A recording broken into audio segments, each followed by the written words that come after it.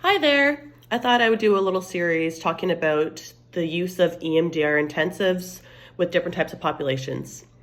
Today I thought I'd start with first responders, specifically law enforcement. In case you're new to the concept of a therapy intensive, basically it's a really long therapy session, usually 3 to 5 hours a day. Could be a single day, could be multiple days. EMDR is a therapy that's evidence-based for trauma and PTSD, so a great modality to use with first responders. So there are 3 big challenges when it comes to working with first responders. There's probably more, but these are the 3 ones that come to mind now that an EMDR intensive can help with. So one of them is shift work and scheduling. With shift work and on call, the shifts can vary a lot, so sometimes it can be really hard to get first responders in for regular sessions. If you book an EMDR intensive, you're getting a lot of work done in a short time, and so you wouldn't necessarily need to have sessions as frequently, allowing the person to recover more efficiently, as well as less stress and obligation with the scheduling piece. Another very, very common issue with first responders is due to the nature of the work. They often compartmentalize or shut down, and this isn't necessarily a bad thing. However, sometimes that can bleed into their personal lives as well and therapy, meaning that in therapy, it can take a lot longer for the client to really kind of get from their head into their body to process the emotions and the cognitions and any other somatic experiences needed to fully reprocess the trauma.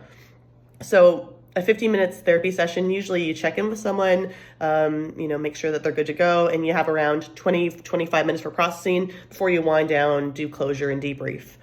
That's really not a whole lot of time to kind of get into your body. So if you have several hours of therapy in a day, that can allow the client more time to settle in, warm up, cool down, and really kind of get to those in-depth emotions that have a hard time coming out. And the third challenge that comes up a lot with first responders is that there's just like a lot of history, and there can be multiple incidents or targets that need to be processed. So, you're taking history not just from their career in law enforcement, where especially if you're RCMP, you've probably moved around a lot, and there can be different types of themes and issues that can arise from each posting, as well as their whole life before they became, a firefighter or a police officer. There can be trauma or issues that can be kind of compounding their operational stress injuries. So there's just a lot of history to take, meaning that I find that first responders need more rounds of treatment or more rounds of EMDR than someone who doesn't have as much history as that, just generally speaking.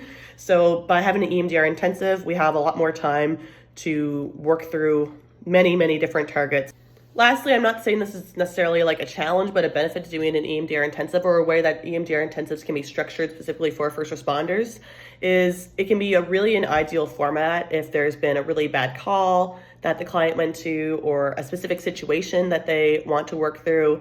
An EMDR intensive is perfectly set up to allow enough time to work through whatever the issue is, to at minimum get the distress way down so they can go back and do the important work that they do, and at maximum maybe even offer insights and different perspectives that they may not have had before and can apply to other types of situations that might be thematically similar.